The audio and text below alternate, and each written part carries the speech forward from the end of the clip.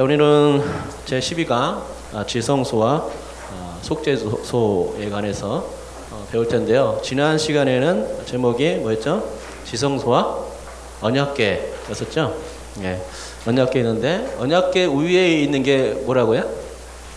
언약궤 위에 있는 게 뚜껑으로 쓰여 있는 게 속죄소입니다. 속죄소.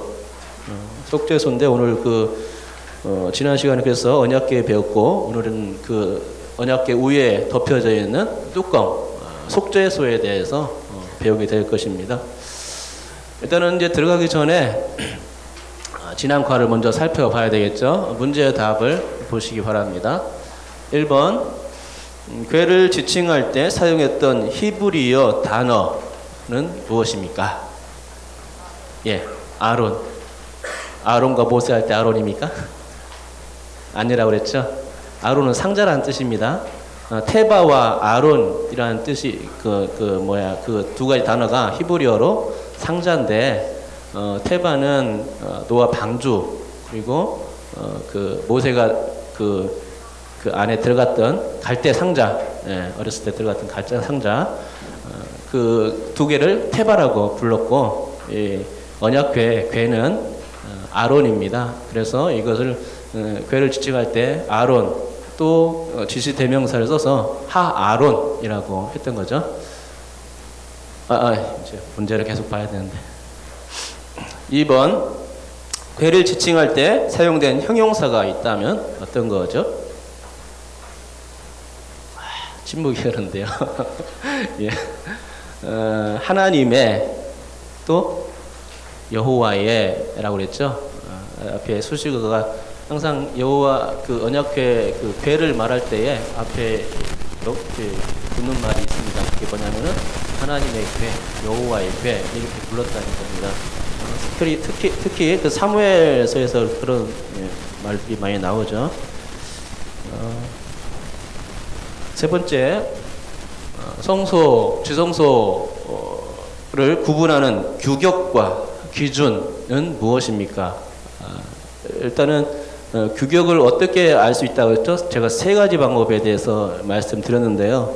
첫째는 열왕기상 6장 2절과 6절의 말씀을 토대로 성전의 그 식양을 미뤄 보니까 성막의 식양도 대충 이 사이즈로 됐을 것이다 추측하는 거예요. 그렇죠? 열왕기상의 솔로몬 성전이 성소와 지성소의 총 길이가 60규빗인데 뒤쪽 벽에서부터 20규빗까지 나온 데가 바로 지성소라는 얘기죠. 그러니까는 성소의 2분의 1, 전체 길이로 봤을 때는 3분의 1이 그 지성소의 규격이라는 겁니다. 그걸 봤을 때 성막도 마찬가지일 것이다 이런 생각을 하게 되는 거죠. 두 번째는요, 이건 기준인데 출애굽기 26장 33절에 나와 있는 겁니다. 이게 뭐냐면은 지성소와 성소 중간에 뭐가 있죠? 휘장이 지성소와 성소를 나누는 기준이 된다고 말씀하고 있죠. 그것이 어디에 놓이냐에 따라서 그게 갈라진 겁니다. 성소와 지성소, 내소, 외소가 갈라지는 겁니다. 그런데 정확한 사이즈는 안 나오죠. 정확한 사이즈는 그래서 어떻게 알 수 있느냐? 출애굽기 26장 3절의 말씀 보면은 성막 위에 회막 위에 덮개를 덮죠. 4개의 덮개를 덮는데 첫 번째 덮개가 있습니다. 그룹을 수놓은 첫 번째 덮개. 그게 5규빗, 이쪽 5폭, 저쪽 5폭에서 2개의 5폭을 했다가 연결시키죠. 가운데 고리 해가지고 연결시키죠. 그러면은 이 5폭인데 한 폭당 4규빗입니다. 4규빗이면은 4, 5, 20 해가지고 20규빗 나오죠. 20규빗 나오는데, 그러면 성소 입구 해망부터 해가지고 20규빗 되는 곳에 뭐가 있냐? 지성소의 문이 있다는 겁니다. 그러니까 이걸 봤을 때, 그룹 왕장을 봤을 때 이것이 바로 이 그룹 왕장 첫 번째 5폭 끝나는 부분이 바로 휘장이 있었을 것이고, 그것이 기준이 되어서 지성소와 성소를 나누었을 것이다 이렇게 보는 겁니다. 그래서 역시 솔로몬의 성전처럼 마찬가지로 지성소는 성소의 2분의 1, 그리고 전체 길이로 봤을 때는 3분의 2의 1에 해당되는 그런 크기 사이즈였을 것이다, 이렇게 생각하는 거죠. 자, 그러니까 규격은 아까 세 가지 얘기했고, 기준은 휘장인 겁니다. 휘장. 네 번째 문제, 언약궤에 넣어졌던 물품들에는 어떤 것들이 있습니까? 뭐 이거 쉽죠. 어떤 것들이 있죠? 크게 얘기해도 안 틀릴 것 같아, 이거.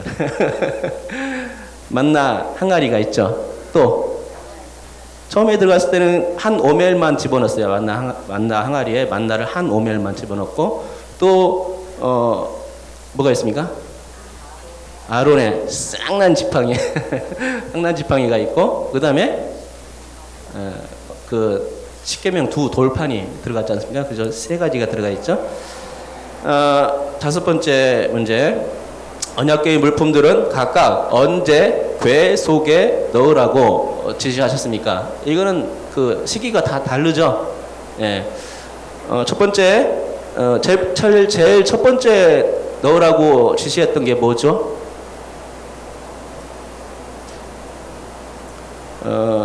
만나 항아리죠. 예. 그러니까는 출애굽 이후에 신광에 도착했을 때, 둘째 달 15일 정도 됐을 때에, 그때 이스라엘 백성들이 막 배고파 죽는다고 난리 치지 않습니까? 원망하죠. 원망 불평을 하죠. 그때 하나님께서 무엇을 주십니까? 만나를 주셨다는 거예요. 그래서 그 만나를 주시고 나서 원망 불평하니까, 너네들 내가 이 말씀을, 이게 그 생명의 양식을 너희한테 줬다. 그러니까 이거를 간직해라. 그죠? 그래서 주신 겁니다. 그러니까 이게 제일 첫 번째고, 두 번째는요, 3개월이 지나서 이제 시내 광야에 도착했죠. 그리고 나서 이제 모세가 이제 하나님의 그 십계명을 받기 위해서 이제 그 시내 산에 올라가게 되는데, 거기서 받은 게 바로 십계명 두 돌판이죠.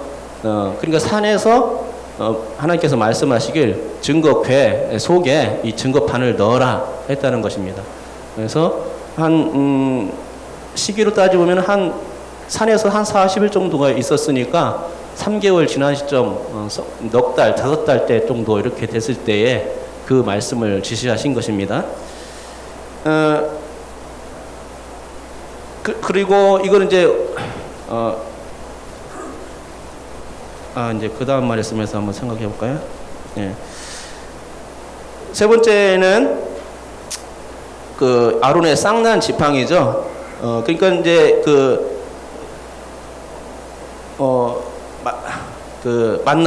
만나는 원망 불평의 상징이고, 또 그 증거판은 언약과 관계되어 있는 겁니다. 증거판을 십계명 두 돌판을 줬다는 것은 하나님과 언약 백성이 되었다는 그런 약속이 담긴 겁니다.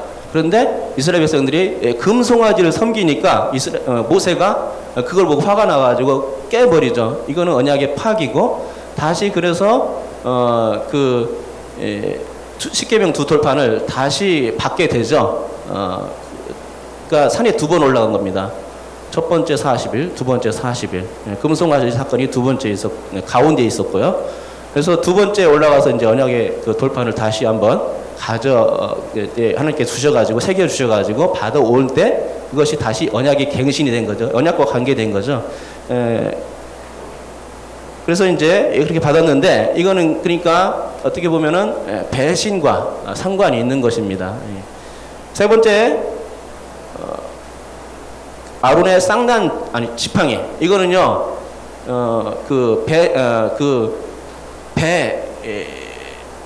반역이죠. 반역적인 사건이죠.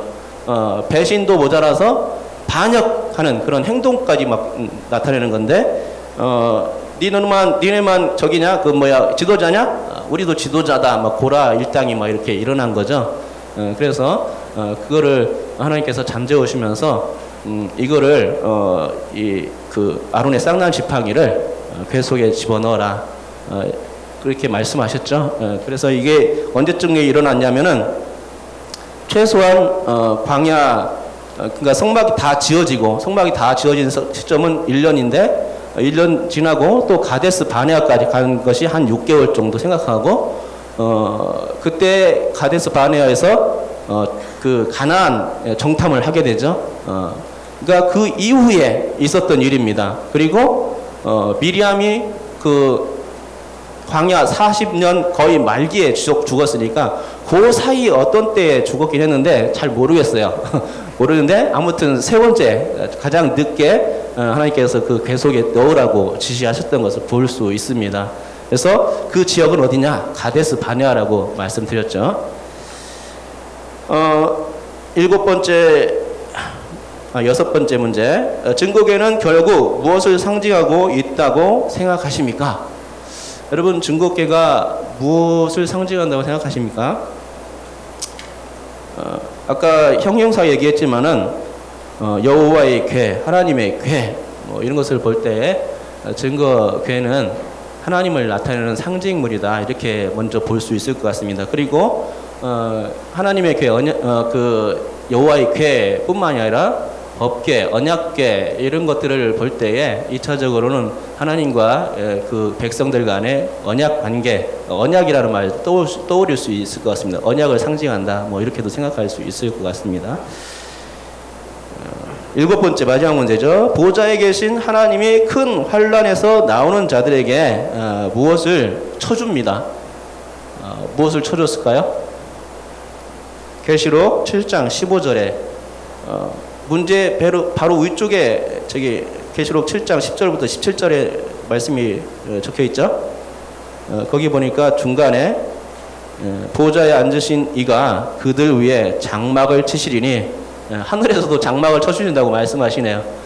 땅에서도 하나님께서 모세와 이스라엘 백성들을 위해서 성막을 쳐주셨는데 하늘에 가서도 장막을 쳐준다고 그렇게 말씀하고 있습니다. 그러니까 우리가 갈 장소, 그 안식처가 분명히 있어요. 하나님께서 쳐주시는 정말로 안전한 곳, 안식처가 저 하늘 가운데 있다 하는 것이죠. 그러니까 소망이 있겠죠. 자, 오늘은 지성소와 속죄소입니다. 마지막 시간이네요. 마지막 시간은 즐겁죠. 이제 끝나니까. 그러면 안 되는데. 처음에는, 첫 시간에는 두근거림으로 어떤 말씀입니까 하다가 중간에 막 지루해하고 마지막 끝나는 시간에 되면 이제는 이제 끝났다 이제. 그리고 이제 오늘 점심 또 먹었는데 종강 식사도 했고 그랬죠. 예, 끝나는 시간은 즐거운 시간입니다. 속죄소가 가지는 의미는 무엇인가 했을 때 저기 보세요. 언약궤 위에 그 그룹이 있죠. 두 명의 그 천사가 마주보고 있는데 날개들이 이렇게 맞닿아 있죠. 이렇게 저렇게 돼야 맞는 것 같습니다. 저게 속죄소입니다. 그 언약궤 궤 뚜껑으로 사용되었죠. 그러면 오늘 그 속죄소가 가지는 의미가 어떤 것일까 구체적으로 한번 알아보는 시간 갖겠습니다. 자, 뚜껑이에요, 뚜껑. 속죄소가 뭐라고요? 뚜껑이에요, 뚜껑. 서론적 설명에 보시면 알 겁니다. 일단은요, 그 출애굽기 25장 17절에서 22절까지가 이렇게 만들어라고, 37장 6절에서부터 9절까지가 이렇게 만들었다 하는 내용입니다. 이건 근데 보세요. 얼굴 보입니까? 어떤 죄수 같은데 얼굴 보여요? 얼굴 안 보이죠. 왜 얼굴 안 보이게 이렇게 가렸을까요? 덮었을까요? 죄 때문에 자기 얼굴 드러나면은 자기가 저 사람이 뭐라고 할 거 아닙니까? 그쵸? 뭐라고 하니까 안 보이게 해서 내가 누군지 모르게 하기 위해서 다 감춘 겁니다. 이게 덮은 거죠. 얼굴을 완전히 가린 거죠. 그런데 안수할 때 두 손으로 이렇게 안수를 하거든요. 짐승에게, 제사드릴 짐승에게 안수를 할 때 이렇게 하는데, 이것도 어떻게 보면은 일종의 그 덮는 겁니다. 덮는 건데, 덮을 때 어떤 현상이 일어나요?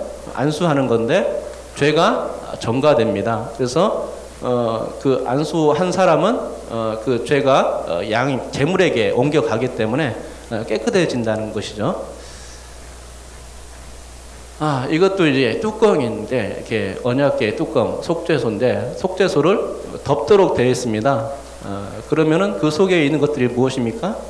원망, 배신, 반역과 관계된 그런 증거물들이 있지 않습니까? 그것들이 이제 가려진다는 거예요. 그렇죠? 덮어지죠. 그 다음에 이거는 결국은 이제 누가 이런 일들을 이루어 주셨느냐? 십자가를 통해서 예수님의 그 보혈을 통해서 죽음을 통해서 속죄의 제사를 드렸다는 것이죠. 모든 죄를 가려주시고 기억지 않으려 하시겠다 하신 약속이 바로 이 십자가 사건입니다. 그런데 보세요. 속죄소에 해당하는 히브리어 단어가 뭐라고요? 카포레트입니다. 카포레트. 이거의 뜻은 카팔에서 파생된 단어입니다. 그러니까는 카팔은 뭐냐면은 뭐뭇의 위를 덮다 이렇게 되는데 파생되어서 카포레트는 어떤 뜻을 가지냐면은 뭐뭐를 위해 대속하다 이런 뜻으로 발전한 거죠. 이런 맥락에서 이 그 속죄소를 볼 수 있어야 됩니다. 죄를 대속하다는 의미입니다. 그리고 레위기 16장 14절에서 보면은 레위기를 펴놓으세요. 레위기 16장을 펴놓으세요. 이따 볼 겁니다. 레위기 16장 펴놓는데 레위기 16장 14절 그 난해주에 보면은 속죄소 해놓고 밑에 설명 난해주에 보면은 뭐라고 되냐면은 쉬운 자 곧 은혜의 자리라고 되어 있습니다. 속죄소를 설명한 거죠. 쉬운 자다, 은혜의 자리다 이렇게 얘기한 겁니다. 그러니까 은혜의 자리라면은 저기에 하나님이 계신 겁니다. 저기에 앉아 계신 거죠. 은혜를 주기 위해서 앉아 계신 거예요. 히브리서 4장 16절에 은혜의 보좌라는 말씀과 그래서 맥을 같이 한다고 볼 수 있고, 그래서 쉬운 자이고, 쉬운 자는 백성의 죄와 허물을 덮는 그런 자비의 처소, 이렇게 생각하면 될 것 같습니다. 덮다라는 카팔의 의미에 집중해 봐야 된다는 거죠. 자, 이제 속죄소 만드는 식양인데, 언약궤 식양이 어떻게 했습니까? 길이와 너비 부분이 어떻게 됐었죠? 기억납니까? 길이 부분은 몇 규빗이요? 예? 2규빗 반. 또 너비는요? 1규빗 반. 그렇죠? 2규빗, 2.5규빗, 1.25m 정도. 그리고 1.5규빗, 그렇죠? 75cm 정도 이렇게 대략적으로 그렇다는 겁니다. 그런데 언약궤의 뚜껑으로 사용됐으니까 아무래도 그보다는 좀 작게 제작되었을 것 같아요. 그죠? 뚜껑을 집어넣어야 되니까. 아니면 좀 크거나 예, 모르겠습니다. 뚜껑을 어떻게 제작했냐에 따라 다를 것 같아요. 턱이 있게 만들면 똑같을 수도 있고요. 그렇죠? 예. 자, 속죄소는요. 일단 거기 그 말씀을 제가 적어놨죠. 출애굽기 25장 17절에서 21절 다 적어놨을 테니까 우리 한번 17절에서 21절까지 한번 읽어보겠습니다. 시작. 순금으로 속죄소를 만들되 길이는 2규빗 반, 너비는 1규빗 반이 되게 하고 금으로 그룹들을 속죄소 두 끝에 쳐서 만들되 한 그룹은 이 끝에 또 한 그룹은 저 끝에 곧 속죄소 두 끝에 속죄소와 한 덩이로 연결할지며 그룹들은 그 날개를 높이 펴서 그 날개로 속죄소를 덮으며 그 얼굴을 서로 대하여 속죄소를 향하게 하고 속죄소를 궤 위에 얹고 내가 내게 줄 증거판을 궤 속에 넣으라 이렇게 말씀하십니다. 그러니까는 사이즈는 아까 얘기한 대로 그대로고 금으로 만들어져야 되겠죠. 금으로 만들어져야 되겠고 그 위에 그룹 둘이 있다는 것이죠. 그리고 그 두 끝에 그 쳐서 만들라는 겁니다. 그러니까는 부분 따로따로 만들지 말고 그룹을 쳐서 만들고 한 그룹은 이 끝에 한 그룹은 저 끝에 그러니까 길이의 끝 부분에 그렇죠. 한쪽은 이쪽 길이의 끝 부분, 한쪽은 이쪽 길이의 끝 부분에 이렇게 이제 그 그룹들을 2명 배치하고 그리고 속죄소 두 끝에 속죄소 한 덩이로 그 완전히 한 덩이로 그렇죠. 예, 그 뭐 이렇게 따로 제작 대상이 아니라 한 덩이로 이렇게 만들려는 겁니다. 그래서 연결할지며 날개를 아주 높이 아까 봤죠. 이거는 좀 그런 것 같아요. 아까 우리가 이 그림 이 그림이죠. 높이, 날개를 높이 들었지 않습니까? 그리고 속죄소를 어떻게 하라고 했습니까? 덮으라고 했죠. 덮으라고. 완전히 덮어야 되겠죠. 그래야 속죄소 의미하고 좀 맞는 것 같아요. 덮어야. 그 얼굴을 서로 이제 대하며 속죄소를 향하게, 속죄소를 향하고 있죠. 얼굴들이, 그룹들의 얼굴들이 속죄소를 향하게 하고, 속죄소를 궤 위에 얹고, 뭐 이거는 뭐 설명이 필요 없는 부분이고요. 이해하셨죠? 속죄소가 어떻게 생겼다 하는 거. 마주보고 있을 때, 그 그룹들의 보는 방향이 마주보고 있대 속죄소를 향하여 바라보고 있어야 되고, 날개는 높이 들어가지고 덮어야 됩니다.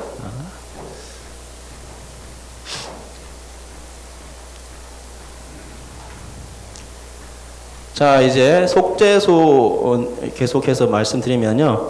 이게 지금까지가 이제 식양이었었고, 뚜껑으로서의 속죄소의 의미에 대해서 생각해 보면 한 4가지 정도로만 생각하면 될 것 같습니다.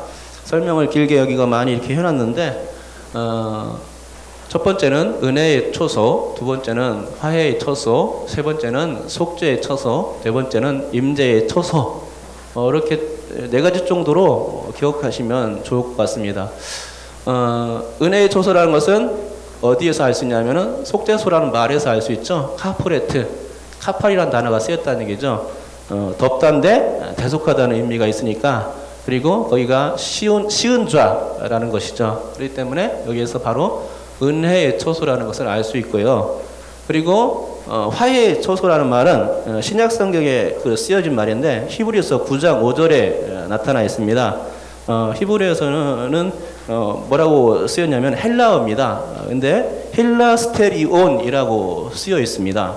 이거는 화해시키다, 속죄하다, 은혜롭게 만들다, 이런 뜻을 가지고 있습니다.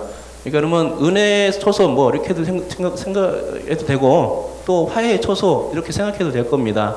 하나님과 우리가 서로 화목하게 되었다라는 뜻에서 속죄소, 힐라스테리온 이렇게 쓰여진 거죠. 그리고 속죄의 초소라는 것 얘기하는 것은 뭐냐면은 덮었지 않습니까? 속죄소로 덮었으니까 덮은 밑에 뭐가 있냐?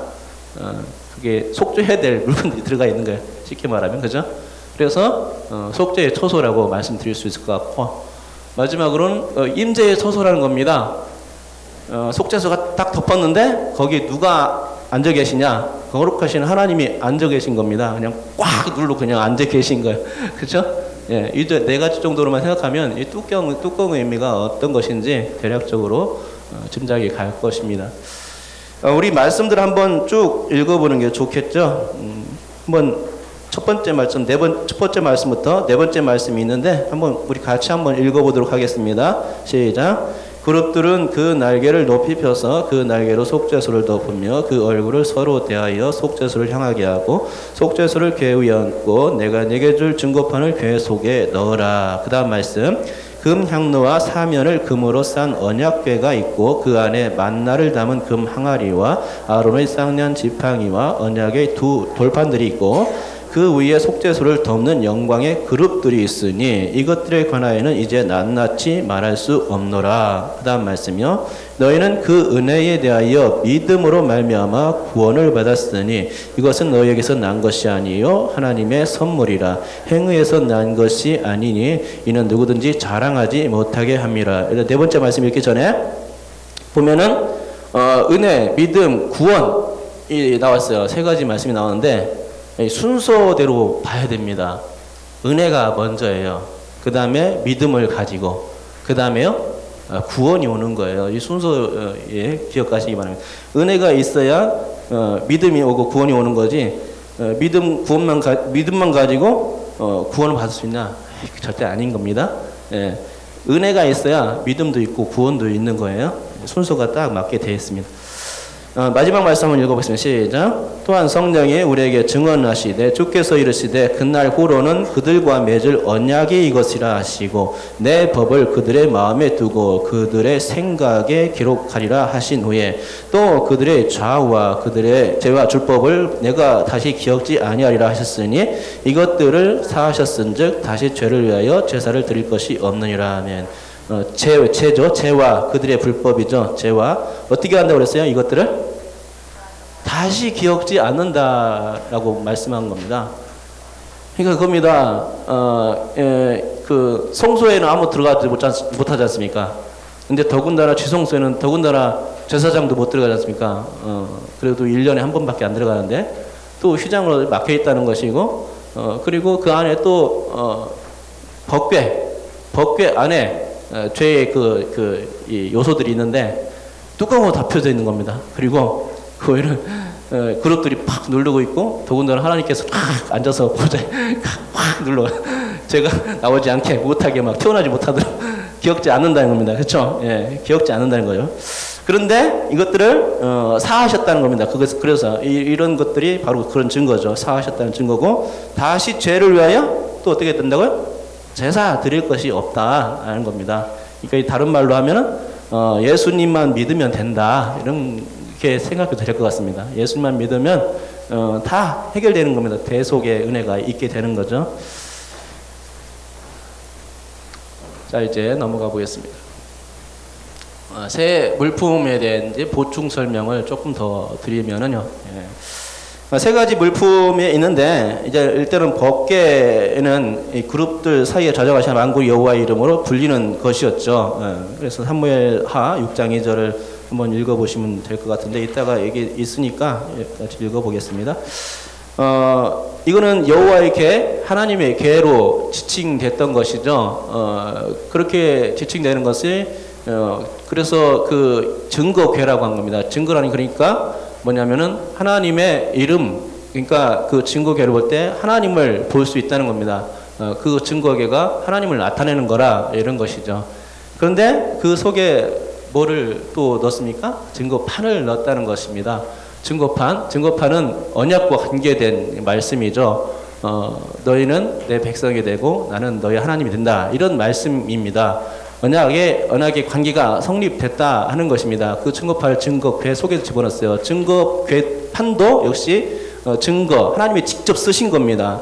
그리고 언약 백성들에게 주신 거죠. 그렇기 때문에 이것도 하나님을 나타내는 겁니다. 하나님을 증거하는 것이죠. 그런데 이것이 아까 설명이 되었듯이 그 금송아지 사건으로 잠깐 파괴되었다가 다시 모세가 산에 올라가서 두 돌판을 받아옴으로써 다시 언약이 갱신되었다는 것이죠. 그리고 나중에 이것들이 어떻게 되냐면요, 사라집니다. 일단은 그 아론의 쌍난 지팡이라 만나 항아리는요, 아무래도 블레셋 사람들한테 법궤를 빼앗을 때 그 이후로 언제쯤인지 모르겠지만 사라진 것 같아요. 그러다가 그 법궤조차 사라졌습니다. 그러니까는 솔로몬 성전 그리고 스룹바벨 성전 이후에는 지성소에 법궤가 없었습니다. 법궤가 없었어요. 왜냐하면 바벨론의 이스라엘 유다가 멸망당할 때에 이런 얘기가 있어요. 성경적인지는 모르겠지만 예레미야가 다른데 숨겨놨다, 빼앗기지 않게 해서 이런 얘기가 있습니다. 그래서 이렇게 소실되었다는 거죠. 이게 언약궤가 없는 그런 지성소였다 하는 것입니다. 솔로몬 성전 이후부터는. 자, 우리 말씀들을 한번 읽어보겠습니다. 4개의 말씀이 나오죠. 76페이지 4개의 말씀이 나오는데 다 그 말씀들을 적어놨다고 생각하고요. 한번 같이 한번 읽어보겠습니다. 읽겠습니다. 첫 번째 말씀 시작. 속죄소를 궤 위에 얹고 내가 내게 줄 증거판을 궤 속에 넣어라. 거기서 내가 너와 만나고 속죄소 위 곧 증거계 위에 있는 두 그룹 사이에서 내가 이스라엘 자손을 위하여 내게 명령할 모든 일을 내게 이르리라. 말씀. 두 번째 말씀이요. 시작. 모세가 여호와와 함께 40일 40야를 거기 있으면서 떡도 먹지 아니하였고 물도 마시지 아니하였으며 여호와께서는 언약의 말씀 곧 10계명을 그 판들에 기록하셨더라. 모세가 그 증거의 두 판을 모세의 손에 들고 시내산에서 내려오니 그 산에서 내려올 때에 모세는 자기가 여호와와 말씀을 말미암아 얼굴 피부에 광채가 나나 깨닫지 못하였더라. 그러니까 성막에 간직되었던 이 증거계 속에 증거판은요, 첫 번째 만들어진 증거판이 아니죠. 두 번째 만들었던 증거판입니다. 산에 모세가 두 번 올라갔는데 첫 번째 40일 동안에서는 그 내려올 때 깨버렸어요. 그러니까 두 번째 산에 올라갔을 때 받은 증거판이 담겨져 있었다 하는 겁니다. 세 번째 말씀 읽겠습니다. 시작. 다윗이 일어나 자기와 함께 있는 모든 사람과 더불어 바알레 유다로 가서 거기서 하나님의 교회를 메어오려 하니 그 교회는 그룹들 사이에 좌정하신 하나님 만군의 여호와의 이름으로 불리는 것이라. 여기도 나오죠. 만군의 여호와의 이름으로 불리는 것이라. 그죠? 네 번째 말씀은 시작. 그 궤 안에는 두 돌판 외에 아무것도 없으니 이것은 이스라엘 자손이 애굽 땅에서 나온 후 여호와께서 저희와 언약을 맺으실 때에 모세가 호렙에서 그 안에 넣은 것이더라. 그러니까 이게 열왕기 상의 말씀이거든요. 근데 상당히 그 시일이 지난 시점에서 이렇게 말씀하고 있는 겁니다. 그러니까는 그 두 돌파만 있었다 한 겁니다. 그러니까 그 전에 소실된 겁니다. 그 만나 항아리하고 아론의 쌍난 지팡이 이게 소실된 겁니다.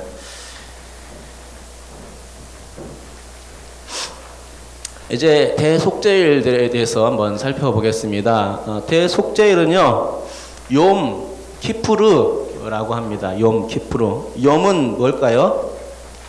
욤은 히브리어로 날입니다.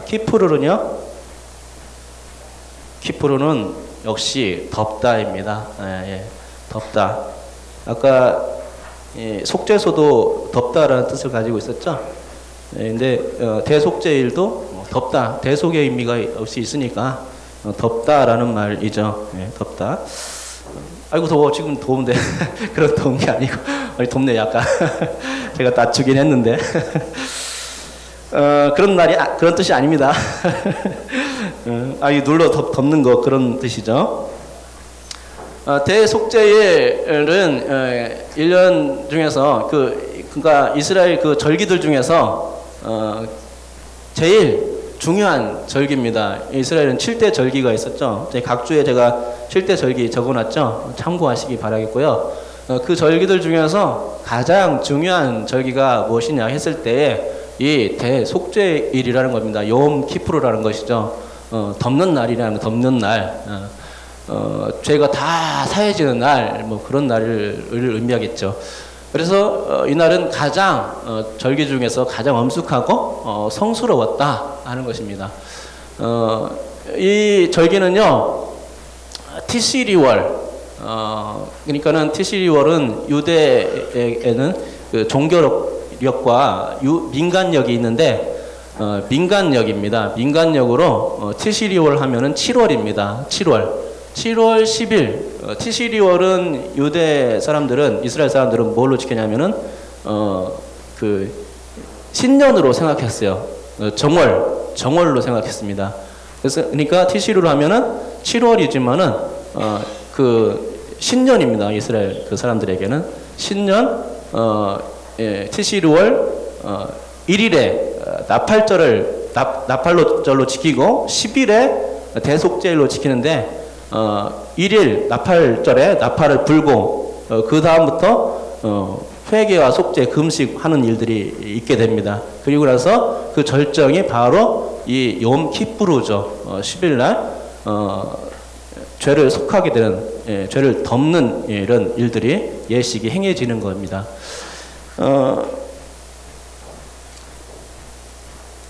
설명 안 드린 게 있나요? 보면은 그러니까 나팔절로부터 이 7월 1일부터 7월 10일까지는 어떻게 했냐? 이날은 그 기간은 성회의 날로 지켜졌습니다. 그래서 스스로 괴롭게 해야 됩니다. 그리고 회개해야 됩니다. 보십시오. 여기 한번 읽어보겠습니다. 77페이지 맨 위에 첫 번째 말씀 있죠?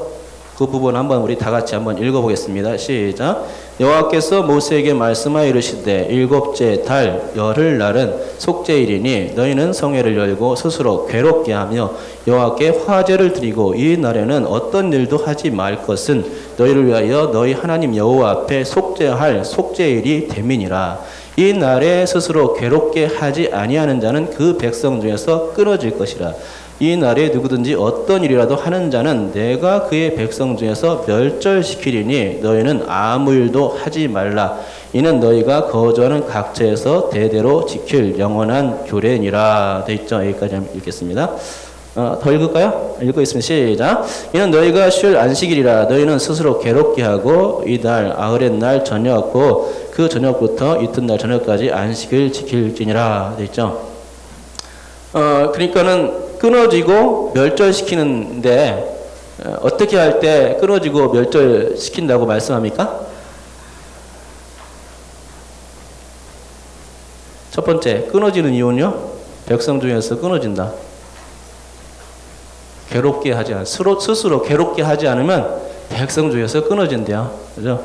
그리고 또, 그러니까 이게 괴롭게 한다는 말이 뭘까요? 그냥 자학하라는 얘기입니까? 그런 건 아니겠죠. 그런 게 아니라 회개하라는 얘기입니다. 통회하라는 얘기죠. 회개하라는 겁니다. 그래야 하나님께서 그 은혜를 내려주실 수 있다 하는 겁니다.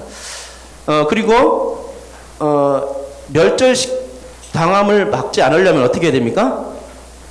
아무 일도 하지 말라고 말씀하고 있죠. 아무 일도 하지 말라. 안식일을 지켜야 된다는 겁니다. 거룩하게 하나님의 말씀을 받들어서 그날을 동안에 그 기간 동안에 쉬면서 이 성회의 날을 지키면서 회개, 금식하는 기간으로 삼아라 하는 겁니다.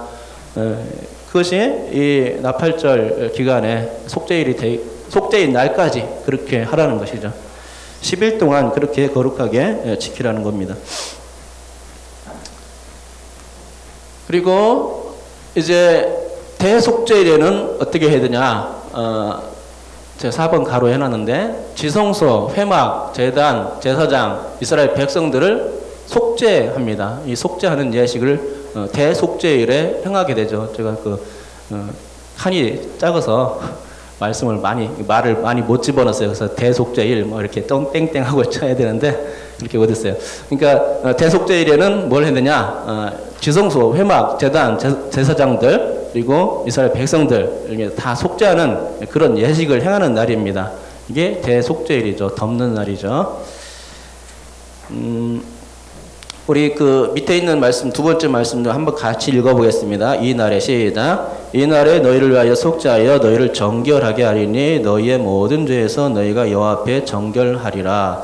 지성소를 속죄하며 회막과 제단을 속죄하고 또 제사장들과 백성 회중을 위하여 속죄할지니 이는 너희가 영원히 지킬 규례라. 이스라엘 자손의 모든 죄를 위하여 1년에 한 번 속죄할 것이니라. 아론이 여호와께서 모세에게 명령하신 대로 행하니라. 여기 나오죠? 정결하게 됩니다. 이날 정결하게 되는 겁니다.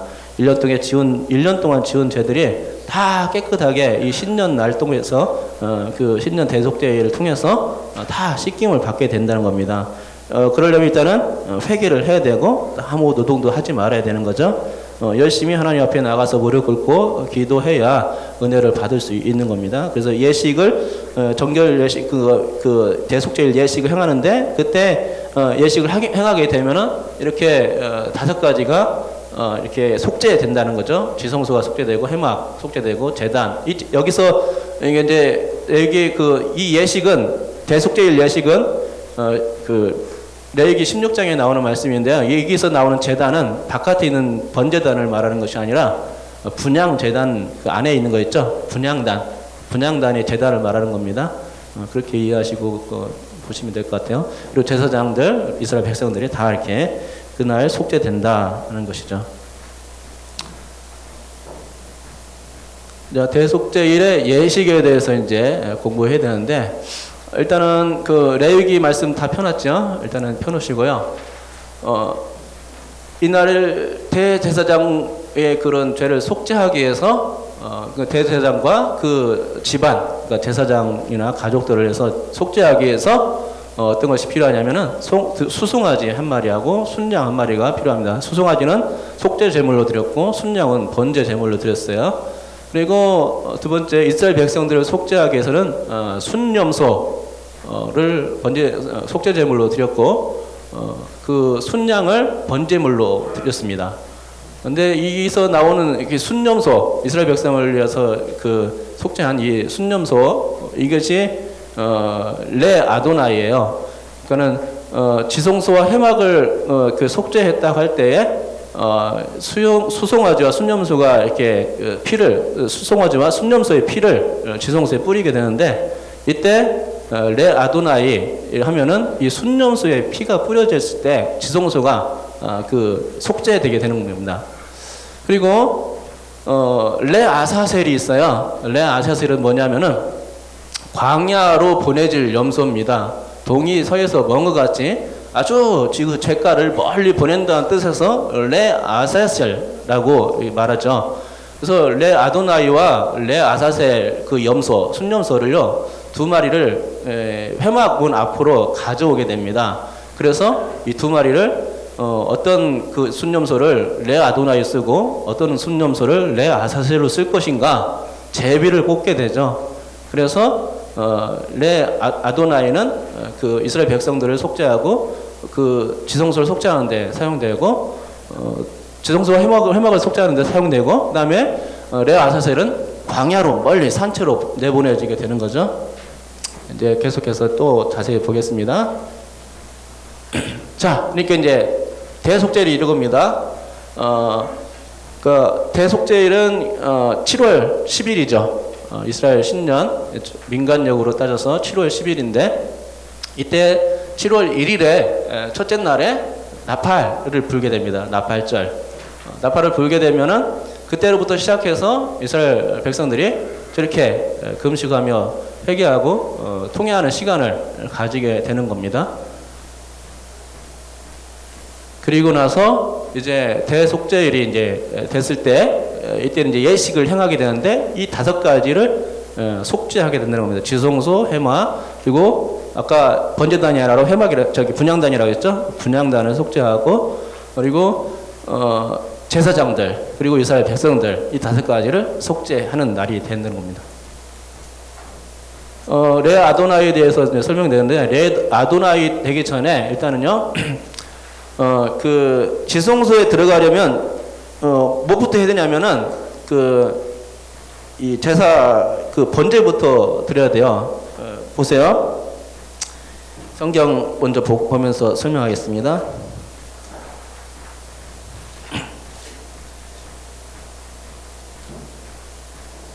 16장 3절 우리 한번 읽어보겠습니다. 3절 4절 한번 읽어볼까요? 3절 4절 5절까지 한번 읽어보겠습니다. 시작. 아론이 성소에 들어오려면 수송아지를 속죄제물로 삼고 순양을 번제물로 삼고 거룩한 세마포 속옷을 입으며 세마포 속바지를 몸에 입고 세마포 띠를 띠며 세마포 관을 쓸지니 이것들은 거룩한 옷이라 물로 그의 몸을 씻고 입을 것이며 이스라엘 자손의 회중에게서 속죄제물로 삼기 위하여 순염소 2마리와 번제물로 삼기 위하여 순양 1마리를 가져갈지니라. 이게 이제 준비물이에요. 제사 예식을 하기 위해서 이렇게 준비되어야 된다는 겁니다. 그러니까 3절 말씀에 성소에 들어오려면 돼 있죠. 성소라는 것은 지성소를 말하는 겁니다. 이게 정확히 이렇게 구분이 안 돼서 사용되어 있는데 성소에 들어오려면, 지성소에 들어오려면 이렇게 하고 들어와라 하는 거죠. 근데 수송아지를 속죄 제물로 삼아야 돼요. 그리고 나서 번제물로 순양을 드린 상태에서 들어갈 수 있다는 겁니다. 그리고 4절에 보니까 대속죄일에는 어떻게 입으라 했습니까? 복장을 세마포로만 입으라고 했죠. 하얗게 띠까지, 그렇죠? 예, 띠까지 하얀 세마포를 입으라고 했습니다. 그래서 그렇게 복장을 하고 나서 복장하기 전에 뭘로 해야 되냐면 물로 그의 몸을 씻고 입을 것이라 되어 있죠. 목욕 제거를 한 다음에 세마포 옷을 입고 그리고 수송아지 속죄제물을 드리고 순양 번제물을 드립니다. 그러니까 5절에도 이 순념소 2마리는 레 아도나이 레 아사셀로 쓸 건데 이건 일단은 제껴놓고 순양 나오죠. 이스라엘 백성들을 위한 순양 이것도 그 번제로 먼저 드려야 돼요. 그래야 그 성소에 들어갈 수 있었다 하는 겁니다. 이해되셨죠? 자, 그 다음에 이제 레 아도나이 이제 계속 이제 설명하는데, 우리 보면은요, 6절에 보면은 이제 그 아론을 위해서 이제 속죄를 하죠. 아론은 자기를 위한 속죄제의 수송아지를 드리되 자기와 집안을 위하여 속죄하고, 그래서 이제 7절부터는 그 제비 뽑는 일 나오죠. 레 아사셀, 레 아도나이 이거에 대해서는 제비 뽑고, 그 다음에 10절 보니까 레 아사셀을 11절 보니까 그 제비 뽑는 그 순년소 다 이제 그거는 이제 일단 놔두고 6절에서 끊어졌는데 11절에서 다시 이어져요. 그렇죠? 아론 자기 속죄하는 일이에요. 그렇죠? 그러니까 여기로 연결시키면 될 것 같습니다. 아론은 자기를 위한 속죄제의 수송아지를 드리되 자기와 집안을 위하여 속죄하고, 자기를 위한 그 속죄 수송아지를 잡고, 수송아지 잡았죠. 근데 여기 보면은 쭉 제사 행하는 일을 보면은 순양 잡는 게 안 나타나요.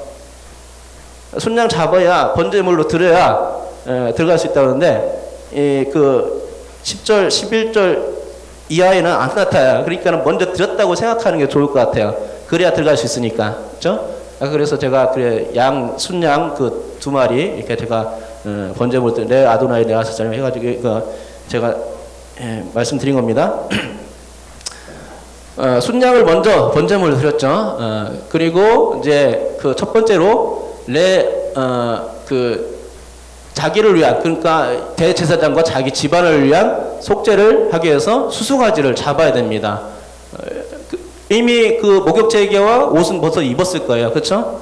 그런 상태에서 이제 수송아지까지 잡으면은 이제 성소, 주성소에 이제 들어갈 수가 있는 거죠. 예. 자, 보세요. 이제 그러면은 12절부터 보면은요, 향로를 가져다가 여호와 앞 제단 위에 이제 들어가기 위해서 이제 향로를 잡는 겁니다. 향로를 잡는데, 향로를 가져다가 그 보시죠. 그 그림에 보이죠? 대제사장 손에 그 뭐가 잡혔죠? 향로 있죠? 향로 잡혔죠? 저런 복잡하면 안 됩니다. 그거 착각하면 안 되고, 향로를 가져다가 여호와 앞 제단 위에서 피운 불, 여호와 앞 제단 위에, 여호와 앞이라고 됐어요. 휴장 앞에 그럽니다. 그 언약궤 그 앞에, 휴장 앞에 있는 여호와 앞에 있는 분향단입니다. 그러니까 밖에 있는 번제단 아닙니다. 제단 위에서 피운 불. 어차피 이 불은 제단에서 가져왔어요. 바깥 번제단에서 가져왔지만 지금 향을 피우기 위해서 분향단 위에 놓여진 거죠. 이 제단 위에서 피운 불을 그것 향로에 채우고, 또 곱게 간 향기로운 향을 2손에 가득 채웁니다. 2손에 가득 채우면은 더 이상 다른 것을 집을 수가 없겠죠. 그죠? 향로 잡고 향 잡고 2손에 가득 채우면은 더 이상 다른 것을 잡을 수가 없어요. 그런 상태에서 휴장 안에 들어갑니다. 그러니까는 분향단에서 이제 이 불 그거 갖다가 이제 향로에 넣는데, 이미 그렇다면은 그 분향단에서 벌써 연기가 막 많이 피어오른 상태예요. 그렇죠? 그리고 또 그런 와중에서 향로에는 집어넣는 거죠. 왜 그렇게 하냐면은 지성소에 그 연기가 가득 차 있어야 되거든요. 그래야 죽지 않습니다. 안 그러고 환하게 들어갔다가는 그 자리에서 죽게 돼요. 그러니까 그걸 미연을 방지해서 분향단에 향을 잔뜩 피워놔야 됩니다. 그래서 피운 상태에서 또 제사가 끝날 때까지 지속되어야 되기 때문에 2손에 향을 잔뜩 들고 지성소에 들어가는 겁니다. 향을 지성소 안에다가 놓기 위해서죠. 예. 그러니까는 더 이상 들 게 없어요. 그러니까 첫 번째 들어간 겁니다. 한 번만 들어간 게 아니에요. 대속죄일에 한 번 딱 들어갑니다. 그 다음에 이제 보세요. 13절도 계속 이어지는 건데, 여호와 앞에서 분향하여 향연으로 증거궤의 속죄소를 가리게 하지니 그리하면 그가 죽자. 이게 가리게 한다 이거죠. 예. 그 분향하여서 향연으로, 연기로 가려야 안 죽는다는 얘기를 설명하고 있어요. 그리고 이제 14절에 보면은 그는 또라고 돼 있죠. 한 번 더 들어가는 겁니다. 한 번 더 들어가는데, 수송아지의 피를 가져다가, 이번엔 수송아지 자기를 위해 속죄한 거, 손가락으로 속죄소 동쪽에 뿌리고 또 7번 또 손가락으로 그 피를 속죄소 앞에 7번 뿌릴 것이며 보니까 이게 3번 속죄소도 시은 잡고 은혜의 자료 되어 있죠. 7번 뿌립니다. 저렇게 이제 향연이 가득하게 하면서 이렇게 되는 겁니다. 이제 자기를 위해 속죄세 번제물로 드리고 순양 번제물로 드리고 속죄소 자기를 속죄하기 위해서 수송아지를 잡아가지고 그 피를 들고 이제 들어가는 겁니다. 들어가가지고 그 속죄소 앞에 바닥에다가 이렇게 아래 위로 해가지고 7번 뿌리고 이렇게 하라는 겁니다. 그래서 7번 뿌린다는 것. 그 다음에 15절에 나오죠. 15절에 뭐라고 됐습니까? 뭘로 시작하죠? 15절에 또라고 시작하죠. 이건 세 번째 들어갔다는 겁니다. 세 번째. 세 번째는 뭘 가지고 들어가요? 자기를 위해 속죄하는 것이 아니라 누구를 위해 속죄해요? 백성을 위해 속죄한다는 겁니다. 백성을 위한 속죄제 염소를 잡아 그 피를 가지고 휘장 안에 들어가서 그 수송아지 피로 행함같이 그 피를 행하여 속죄소 위와 속죄소 앞에 뿌린다. 한 번, 7번, 이런 식으로 이제 뿌린다는 겁니다. 그 피를 찍어가지고, 그러면은 이제 속죄가 되는 것 같아요. 그래서 16절에 보면은 곧 이스라엘 자손의 부정과 그들이 범한 모든 죄로 말미암아 지수공수를 위하여 속죄하고, 여기까지 그러니까 지수공수를 위하여 속죄하는 과정입니다. 지성소에 뭐가 들어갔다고요? 그러니까 언약궤 안에 뭐가 들어갔다고요? 우리 죄들이 다 들어가 있어요. 지성소를 위해 속죄한 겁니다. 그리고 나서 이제 그들의 또 나오죠. 16절 후반절에 또 그들이 부정한 중에 있는 회막을 위하여 그같이 할 것이에요. 이제는 그 다음에 회막을 위하여 그 속죄하는 게 남았습니다. 이것도 이제 이게 이제 회막을 위해서 속죄하는 겁니다. 분향단에다가 핏불이라는 겁니다. 보세요.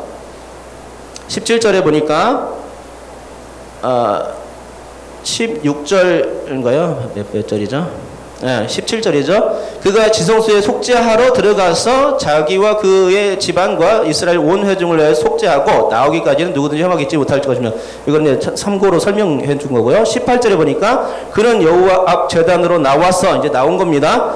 그것을 위하여 속죄할지니, 제단이라는 것은 어딘가? 분향단 얘기입니다. 분향단으로 나와서 속죄할지니 곧 그 수송아지의 피와 염소의 피를 가져다가 그러니까는 아론을 위해서 그 속죄했던 그 수송아지 피, 그리고 레 아도나이로 택해지고 또 이스라엘 백성들을 위해서 속죄됐던 그 순염소의 피를 가지고 어떻게 하랍니까? 가져다가 제단 귀퉁이 뿔들에 바르고, 뿔 몇 개입니까? 4개죠. 4개를 이렇게 4개 군데 다 이렇게 피로 바르라는 겁니다. 19절 또 손가락으로 그 피를 그 위에 7번 뿌립니다. 그래서 이스라엘 자손 부족에서 제단에 성결하게 할 것이요. 이렇게 되면 20절 보세요. 그 지성소와 회막과 제단을 위하여 속죄하기를 마친 후에 살아있는 염소를 드리다. 이렇게 되죠. 살아있는 염소는 이제 뭐가 나왔습니까? 순염소 한 마리만 남은 거죠. 이걸 아사셀로 보내는 겁니다. 그러니까 이게 이렇게 해서 분향단에 속죄하는 것이 회막을 위해서 속죄하는 겁니다. 회막과 제단을 위해서 속죄하는 거예요. 자, 그 다음에 레아사셀은요, 2마리 염소를 일단은 아까 이제 잠깐 끌어서 아론 설명하기 위해서, 아론 속죄하기 위해서, 대제사장 속죄하기 위해서 잠깐 끌었는데, 그 2마리 염소를 일단은 회막문에 놓고, 그 다음에 제비를 뽑습니다. 다시 돌아가야 되겠죠? 말씀을 안 읽고 설명을 드릴게요. 시간 지나니까. 아까 그 끊었던 부분 보시면 돼요.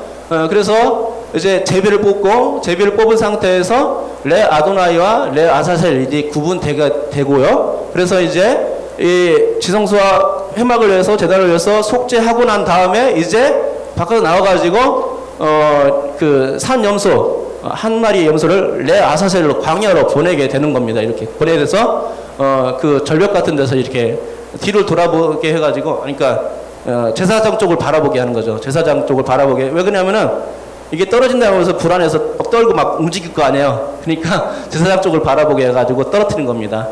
그럼 발부둥 안 치죠. 그래서 이렇게 떨어져서 죽이는 겁니다. 처음에는 광야를 그냥 이렇게 내서 그냥 보냈는데 이게 다시 살아서 막 그냥 회마고 다시 돌아오고 그런 거야. 동네로 다 돌아오고. 그러니까 죄가 다시 돌아온 거지 않습니까? 그러니까 그렇게 안 되니까 나중에 어떻게 했냐? 절벽 같은 데서 떨어뜨린 겁니다.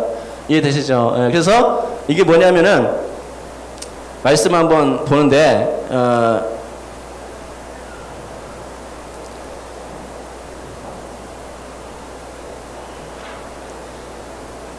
여기 보세요. 시편 103편 12절 78페이지 맨 밑에 나옵니다. 맨 밑에서 두 번째 말씀 한번 동의서에서 시작. 동의서에서 먼 것 같이 우리의 죄가를 우리에게서 멀리 옮기셨으며 이 말입니다.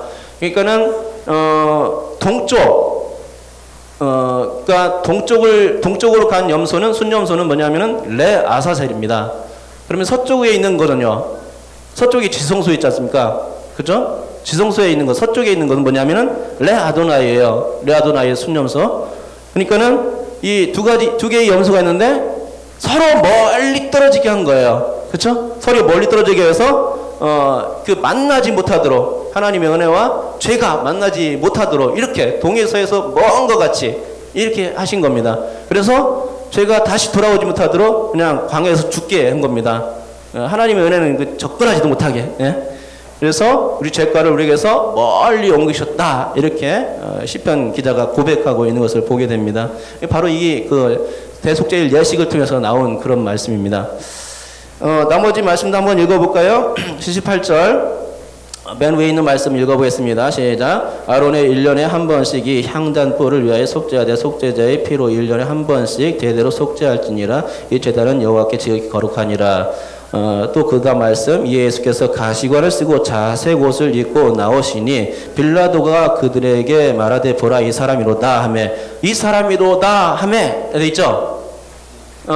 레 아사셀을 보내기 전에 이것이 바로 레 아사셀이다 대사장이 선포하게 됩니다. 그런데 이 말씀이 바로 그 말씀입니다. 예수님도 바로 이렇게 돼 있죠. 빌라도가 얘기했죠. 이 사람이로다 이렇게 얘기한 겁니다. 바로 거기서 나온 거죠. 세 번째 말씀이요. 여호와께서 말씀하시되 오라 우리가 서로 변론하자. 너희의 죄가 주홍 같을지라도 눈과 같이 희어질 것이요 양털같이 붉을지라도 양털같이 희게 되리라. 예, 말씀을 귀한 말씀이죠. 마지막 말씀이요. 78페이지 맨 밑에 있는 말씀 시작. 율법은 장차 올 좋은 일의 그림자일 뿐이요 참 형상이 아니므로 해마다 늘 드리는 같은 제사로는 나오는 자들을 언제나 온전하게 할 수 없느니라. 예수께서 다 해결하신 겁니다. 로마서 3장 25절도 시작. 이 예수를 하나님이 그의 피로써 믿음으로 말미암는 화목제물로 세우셨으니 이는 하나님께서 길이 참으시는 중에 전에 지은 죄를 간과하심으로 자기의 의로우심을 나타내려 하심이니. 네, 이렇게 됩니다. 충분히 설명이 되는지 모르겠습니다. 예. 대속죄일의 그런 예식과 예수께서 행하신 일을 겹쳐서 보면은 좋을 것 같습니다. 이렇게 동에서 서에서 본 것 같이 이렇게 네 아사살이죠. 네 아도나이와 네 아사살 이렇게 관계. 자, 속죄소와 처소, 이건 설명만 읽어보면 될 것 같습니다. 우리 속죄소와 처소 있죠? 반가로 2번 읽겠습니다. 시작. 신구약 성경에는 처소라는 말씀이 많이 나온다. 이 처소는 거룩한 처소로서 표현되며 지상의 성막과 성전에서는 지성소였고 그릇들이 날개 아래를 가리키고 하나님이 구름 가운데 속죄소 위에 나타나시기 때문에 아무 때나 들어갈 수가 없었다. 하나님은 성도들을 거룩한 처소로 드리기를 원하시는 바 실제로는 그 처소가 하늘에 있고 성전과 하나님이 영원하신 처소이시다. 하나님께 존귀와 위엄이 있고 능력과 즐거움이 그의 처소 가운데 있다. 여호와의 영광이 그의 처소로부터 나오고 하나님의 처소에서 보고 복을 주신다. 처소에서 하나님이 고아의 아버지와 과부의 재판장이 되시고 처소에서 친히 말씀하시며 처소로 기도가 상달된다. 사람들로 인하여 처소가 더럽혀질 수가 있고 처소에서 나오신 하나님이 사람들이 죄악을 범하신다. 처소는 하나님의 가와 백성의 상관관계가 이루어지는 곳으로서 하나님과 만나는 장소이며 장막집이 무너졌을 때 하늘에 있는 영원한 집이 성도의 처소가 된다. 예수님께서 제자들에게 자신이 먼저 가서 거처를 예비하면 나 있는 곳에 너희도 있게 하리라고 말씀하셨다. 그러나 우리가 저 영원한 집에 들어가기 전에 해야 할 일은 성령 안에서 하나님이 거하실 처소가 되기 위하여 그리스도 예수 안에서 함께 지어가는 일이다. 이렇게 되야만 그 하늘나라의 처소 하나님이 계신 곳에 갈 수 있다는 겁니다. 설명이 너무 많기 때문에 분량이 많아요. 그냥 읽는 것으로 만족하시고 나중에 구체적으로 말씀들 찾아보시면서 읽으면 여러분에게 참 은혜가 될 것 같습니다. 자, 그 다음에 쉬운 자로서의 속죄소 말씀들은 여러분들이 찾아서 적어놓으세요. 이것도 설명으로만 보시면 될 것 같습니다. 자, 읽겠습니다. 쉬운 자로서의 속죄소 시작. 속죄소는 은혜의 보좌 즉 쉬운 자이다. 구약에서는 여호와의 보좌, 주의 보좌 등으로 불리는데 주의 보좌는 영원하며 주의 나라의 규는 공평하고 주의 보좌의 기초는 의와 공평이요 하나님은 그 보좌에서 인생을 통촉하시며 감찰하시고 또한 그의 왕권으로 다스리신다. 이러한 보좌 우편에 예수 그리스도께서 대제사장이 되셔서 하나님 보좌의 우편에 앉아 계시고 이는 십자가를 참으사 부끄러움을 개의치 않으셨기 때문이다. 구약에서는 대제사장이 매년 지성소에 들어가 속죄제를 드려야 했고 끝없는 제사를 드려야 했지만 예수 그리스도께서는 화목제물로 자신을 드려 단번에 제사를 드림으로써 하나님과 화목하게 되는 길이 열렸다. 그래서 화목제물이 되신 예수를 인하여 성도는 하나님의 은혜의 보좌 앞에 담대히 나아갈 수 있게 되었고 큰 소리로 외쳐 보좌에 앉아 계신 어린 양을 감사 찬송할 수 있게 되었다. 그런데 하나님께서 이런 구원의 은혜를 받은 성도들에게 원하시는 것이 있다. 그것은 화목의 직분을 받은 자로서 화목하게 하는 말씀을 전하는 사신이 되기를 원하시는 것이다. 그런 의미에서 고린도 후서 5장 18절에서 21절 마지막 말씀이죠. 81페이지 맨 위에서 두 번째 부분에 있습니다. 한번 모든 것이 한번 같이 읽겠습니다. 시작. 하나님께로서 났으며 그가 그리스도로 말미암아 우리를 자기와 화목하게 하시고 또 우리에게 화목하게 하는 직분을 주셨으니 직분 주셨죠. 곧 하나님께서 그리스도 안에 계시사 세상을 자기와 화목하게 하시며 그들의 죄를 그들에게 돌리지 아니하시고 화목하게 하는 말씀을 우리에게 부탁하셨느니라. 그러므로 우리가 그리스도를 대신하여 사신이 되어 하나님이 우리를 통하여 너희를 권면하시는 것 같이 그리스도를 대신하여 간청하노니 너희는 하나님과 화목하라. 하나님이 죄를 알지도 못하신 이를 우리를 대신하여 죄로 삼으신 것은 우리로 하여금 그 안에서 하나님의 의가 되게 하려 하심이라. 직분을 주셨는데 사신이 되라는 겁니다. 어떤 사신이요? 화목하게 하는 말씀, 이것을 우리에게 부탁하셨다는 겁니다. 예수님께서 그렇게 화목하게 하시려고 노력했기 때문에 우리도 세상에게 그렇게 해야 된다 이거죠. 그래서 많은 영혼을 구원해서 하나님 가운데 하나님의 처소에 돌려드릴 수 있어야 된다는 것이죠. 그것이 우리들이 해야 될 일입니다. 결론도 한번 우리 읽어보겠습니다. 시작. 속죄소는 증거교율을 덮는 덮개이다. 궤 속에 들어간 물품들은 한결같이 원망, 배신, 반역죄 등의 불법과 관련된 물품들이 넣어졌지만 그 물품들은 하나님의 이름을 나타내는 증거가 되었으며 속죄소의 뚜껑에 덮여졌다. 동시에 아무 때나 혹은 아무나 들어갈 수 없는 지성소 안에 그것들이 놓여짐으로써 그 모든 죄의 요소들은 하나님의 거룩하심으로 가려지게 되었다. 하지만 그럼에도 불구하고 매년 지성소와 회막과 제단과 제사장을 속하는 대속죄일의 속죄제가 드려져야만 했다. 왜냐하면 인간이 끊임없는 죄로 인하여 성소가 더럽혀질 수 있기 때문이다. 그래서 대제사장은 매년 속죄를 드려야 했고 속죄의 피가 속죄소 위에 뿌려져야만 했던 것이다. 하지만 이 모든 제사의 종말이 왔고 그것은 죄 없는 자신을 십자가의 피로 드려 화목제물 대신 예수를 인하여 가능케 되었다. 예수께서는 그 모든 제사를 단번에 완성하시고 종결지었다. 예수를 인하여 성도는 그의 의를 힘입어 구원을 얻게 되었고 하나님과 화목하게 된 것이다. 그러므로 구약의 지성소에는 아무 때나 들어갈 수 없었지만 예수님의 십자가 사건 이후로는 은혜의 보좌 앞에 담대히 나아갈 수 있게 된 것이다. 아멘. 자, 그렇습니다. 은혜의 보좌 앞에 담대히 나아갈 수 있게 된 것은 누구 때문이냐? 예수님 때문에 그렇습니다. 단번에 속죄하신 예수님. 자, 하나님의 이름을 나타내는 증거들, 뭐냐면은 증거들, 하나님의 이름을 나타내는 증거들, 왜 예수는지 모르겠네. 기억이 안 나네. 예. 이제 하나님의 이름을 나타내는 것은 뭐냐면 언약궤, 그죠? 예, 하나님의 궤, 여호와의 궤, 그죠? 근데 그 안에 뭐가 있냐면은 하나님의 그 은혜의 그 요소들이 있죠. 다 용서하고 덮어버린 그런 은혜들이 있죠. 그 증거들. 하나님의 거룩하심으로 가려진 죄들이죠. 그래서 모든 제사의 종말은 이것들 이제 하나님께 덮어주신 거로 생각하면 카포레트 이런 것들 생각하시면 될 것 같습니다. 예수 그리스도께서 그런 일들을 완전히 종결 지고 종말 지었다 이거입니다. 제사의 종말을 가져왔죠. 십자가 이후 은혜의 보좌로서 그래서 담대히 나갈 수 있고, 그래서 우리는 또 육신의 장막이 무너지면 하늘 초소로 가게 되는 은혜가 주어지게 됩니다. 마지막으로 이제 문제와 답을 봐야 되겠죠. 오늘은 문제와 답까지 봐야 돼요. 다음 시간이 없어가지고. 예. 자, 첫 번째 문제. 증거의 뚜껑 위에 그룹들은 어디를 향하여 마주보게 했나요? 출애굽기 25장 20절에 속죄소를 향하여 있게 했다 이거죠. 그거는 하나님을 바라보게 한 거, 그런 뜻이 될 것 같긴 한데요. 두 번째 문제. 출애굽기 25장 18절에 나뇌주에서 속죄소를 무엇이라고 부르나요? 뭐라고 부르죠? 아까 했는데.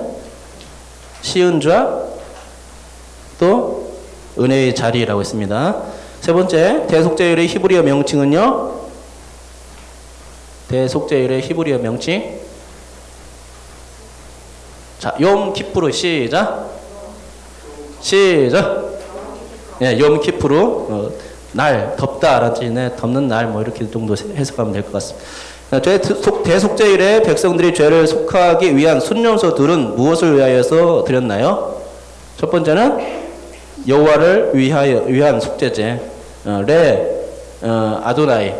그다음에요, 죄를 멀리 방해로 보내기 위한 뭐가 있죠?